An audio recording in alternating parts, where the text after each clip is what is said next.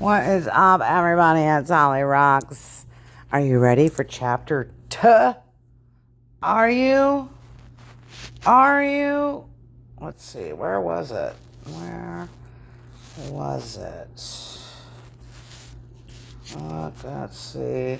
So we're on the app Choices, and it's kind of like a choose your own adventure.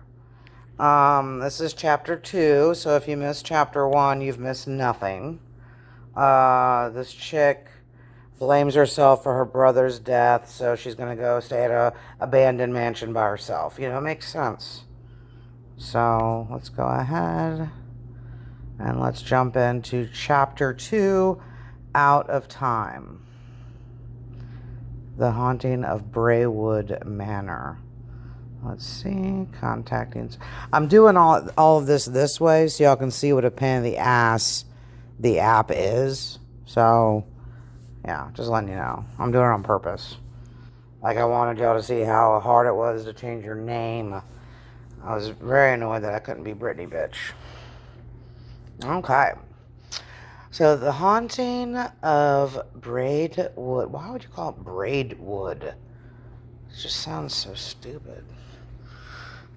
Oh, because the ghost maybe has a braid in her hair? Oh. For a more immersive experience. Ooh, we gotta play with caution as well, guys. Okay. Alright, chapter 2. Out of Time. Here we go.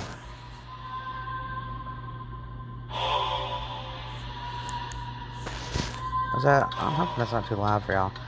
Alright, you watch with your heart in your throat as the bedroom door creeps open. My character's name is Dixie Normus, by the way. To reveal a young woman dressed in the fashions of a bygone era, her dark eyes fixed on you. Don't be afraid, Dixie Normus. I don't mean you any harm. Who are you? My name is Eleanor Waverly. Welcome to Braidwood Manor. You're Eleanor Waverly, as in that Eleanor Waverly? Well, I'm afraid so. You must have at least 100 questions right now. Well, yeah, you could say that. Well, and I'll do my best to answer them, but I must ask that you be patient with me. There's still so much I don't understand about this place, this existence. Tell me. Okay, let's see. Let's make a decision. Where am I? What are you? How did I get here? I want to know what she is. Your kind would call me a ghost, and I suppose that's what I am. But I don't feel like a ghost. Well, what do you feel like then? I feel the same as I did in life, except it feels like something's missing, or that like I've taken a wrong turn. I feel lost, forgotten. Well, you probably died like 100 years ago. Alright, tell me. Where am I? What are you? How did I get here? So let's do the how did I get here now. About that, it seems my little brother Simon gave you a scare and you fell and bumped your head. I carried you upstairs and put you to bed. I hope you don't mind. Not at all, I guess. You carried me? Yeah, I just said that. Are you feeling alright? Yeah, I think so. I just didn't expect that, I guess. I'm not as fragile as I look, Dixie Normus. Yeah, she's probably got super ghost strength. Alright, so all we have left is this one. Where am I? Braidwood Manor, of course. Okay, then when am I? That's an altogether more difficult question. I know that in your world, this house is a shadow of its former self. My world, so we're somewhere else? I don't know, Dixie Normus. I've come to think of this place as a memory. The rest of the world kept moving and we just stayed the same. Now it's my turn to ask you a few questions. Okay. Are you a virgin? To start with, why are you here? I'm here because... Alright, I was hiking, I got lost. You don't lie to a ghost. I need to learn everything I can about ghosts! So you're not afraid to be here? You wanted to meet me? Well, I won't pretend that this isn't a bit unusual, Yeah, but yes, I wanted to come here. I wanted to meet you and your siblings. Why, might I ask? You look out across the grounds at Braidwood Manor and suppress a shiver. Well, it's complicated. Like my status on Facebook says, it's complicated. Deck's enormous. As you peer through the frosted glass of the window, you notice a dark shape standing amidst the trees on the edge of the property. It's her brother. So y'all didn't see chapter 1, that's her brother, okay? Some melty face man. Jonathan! Your brother's ghost melts into the trees, leaving you looking out at a bare expanse of white snow. Eleanor moves to stand behind you, and she lays her hand on your shoulder. I think I understand. You were haunted before you ever set foot in this place. Eleanor, this is why I need to learn more about you, about your world. Otherwise, I'll never be able to help my brother. Just let me stay here, please. I promise I won't cause you any trouble. A frown creases Eleanor's eyebrows, and then she smiles slightly. Come with me. Where are we going? To eat some 100-year-old food. I'm giving you the grand tour, of course. After all, if you're going to stay here, you may as well get to know the house. It's like the Amityville house, I bet. You hurry to keep up with Eleanor as she strides out into the hall. I wonder if she's floating. So you're letting me stay? Of course, we never get any visitors anymore, and it would be nice to have company. Okay. You follow Eleanor out into the second floor landing of the grand foyer, gasping at the sight of the familiar room, restored to its former glory. Oh my God, it's beautiful. What was it like growing up here? I didn't grow up here. Well, not entirely. We left England when I was 15. That must have been hard. I certainly threw more than my fair share of tantrums, but I came to like it here in my own way. Still, I would have liked to see England before. Eleanor trails off, turning away from you to continue down the staircase. Well, let's not talk about that. I'm sorry. Don't be, it's not your fault. Just then you hear a sudden crash from somewhere downstairs. Probably that fucking little brother. What was that? Eleanor looks pained for a moment, then her expression resolves into a tired smile. Nothing you need to worry about, just a demon downstairs. Okay, if you say so. When can I meet the rest of the family? When we take your soul? Very soon, but there's something you should know. What's that? I'm gay. Well, unlike myself, my siblings aren't aware that they're what? Dead. What? How can, oh, I gotta sneeze. Sheila! Excuse me. How come you know? Well, why haven't you? I want to know why you haven't told them. How can you ask such a thing? What do you mean? I'm sorry, I shouldn't be cross with you. You can't possibly imagine what it's like to live with the knowledge that you're not really living at all. Trust me, Dixie Normus. Ignorance is bliss. I wouldn't dream of taking that away from my siblings. But how come you know? I'd rather not say. I'm sorry, Dixie Normus. It's just too painful. You're welcome to stay, but don't say anything to the children that would upset them. Don't talk about where you're from or what the world is like beyond these walls. Just let the children be children, Dixie Normus. That's all I ask. Don't try to show them your dong. All right, Eleanor, I won't say anything, I promise. God, back off, bitch. Well, we'll need an explanation for who you are and why you're here. I know, I'll introduce you as their new governess. Do you have any experience as such? I did some babysitting in high school. Perfect. It won't be difficult. You'll see. Simon's the only one who really needs watching. Clarissa and Thomas are old enough to look after themselves. Those are your other siblings? Yes, they're 14 and 12, respectfully. Simon's only 8. They're all waiting in the parlor if you're ready to meet them. Although, it would be better if you wore something else. Oh, what's wrong with what I'm wearing? Nothing at all. It's pretty, but it's, well, what is that? Anachronistic? Okay. Oh. Wait, did you say I was pretty? Or, well, what am I supposed to wear? Okay. Let me see. You follow Eleanor back upstairs to another bedroom. She goes to the wardrobe and starts searching through dresses. I should have a dress you can wear. We're about the same size, after all. She pulls out a dark purple gown and with an elegant white collar and holds it up to you. This ought to fit you nicely. I'll give you some privacy while you try it on. What will you wear? I don't think I have enough money for that.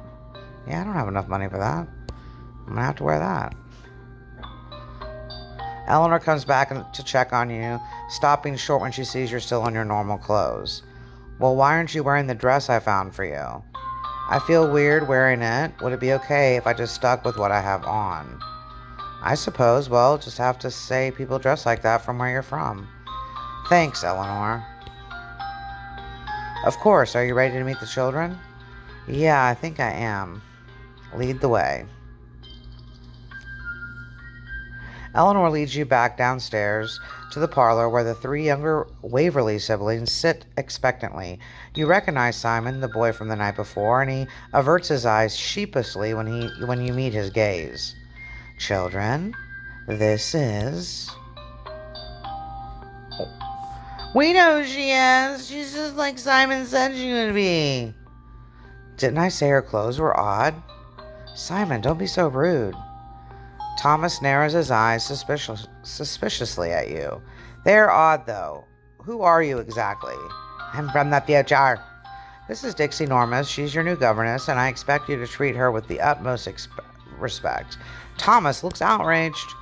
Governess? I don't need a governess. I'm almost as old as she is. Besides, you already take care of us, Eleanor. Hey.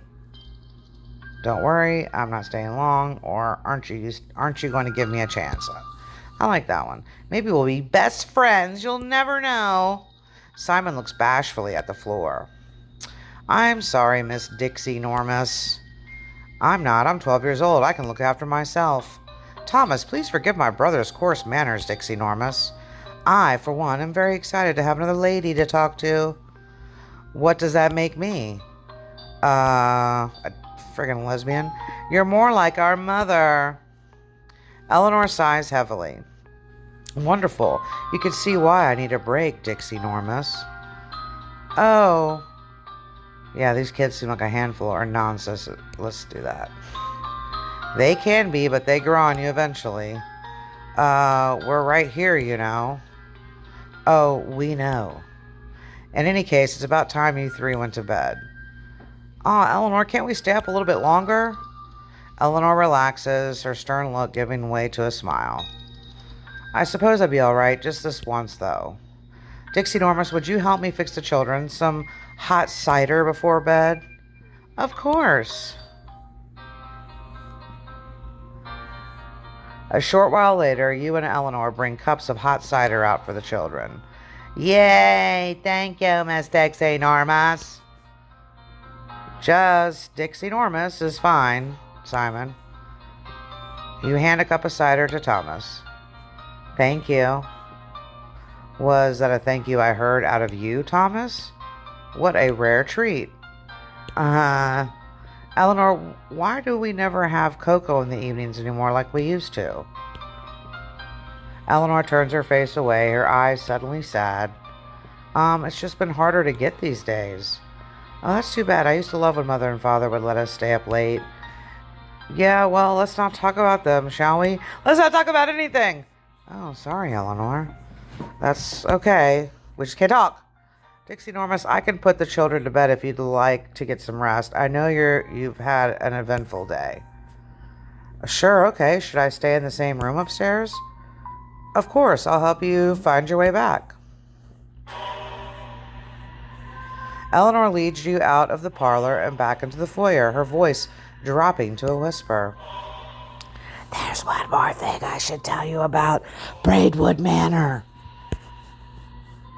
Oh, what's that? Whatever you think you hear, never leave your room after dark. You understand? Oh, okay, no leaving my room after dark. Got it. What happens if I do? I want to know that. Eleanor gives you a calculating look, her brow furrowed. You don't want to find out, believe me. Okay. Good night, Dixie Normus. Good night. A short while later, you tuck yourself into bed and lie in the dark thinking hard. Am I losing my mind, or is this all really happening? And how can I get Eleanor to tell me why she and her siblings are all trapped here? I suppose I'll have to earn her trust first. Better make sure not to break any of her rules, the bitch. As you lie there in darkness, you're suddenly startled out of your reverie by a curious sound. Is someone praying? You strain your ears and catch the sound again, a low mournful wail that seems to echo through the halls. Is that Eleanor? You get out of bed and hesitate before your bedroom door. Eleanor said not to leave my room after dark, but if someone's in trouble, what should I do? Look into the keyhole first.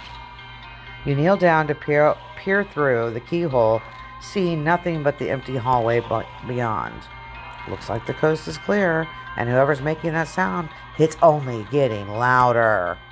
That's it. I'm going out there. You step out in the hall, shutting the door softly behind you. You follow the sound through the manor's twisting halls, down the stairs of the foyer, and deeper into the house than you thought possible. Just how big is this place? At last, you've come to a long hallway, ending in a solitary door, a door covered in rusted locks and bound up in iron. What the? You draw close to the door's time-worn wood and hear the sounds of weeping beyond.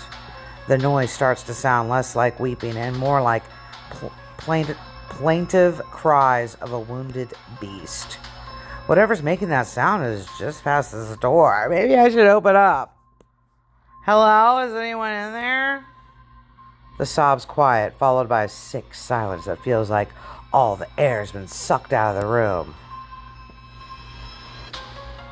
The door suddenly starts shaking. Fire explodes from around the doorframe. Oh my God!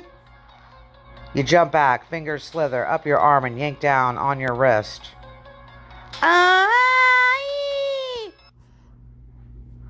Oh, you've reached the end of the chapter. Restart this chapter to try other choices or continue on to the next chapter. I say we save the next chapter for the next video. If you like this video, awesome. Give it a like, share it, and if you have any other suggestions for some good reads like this, definitely comment. Please check out my merch, hollyrocks.com,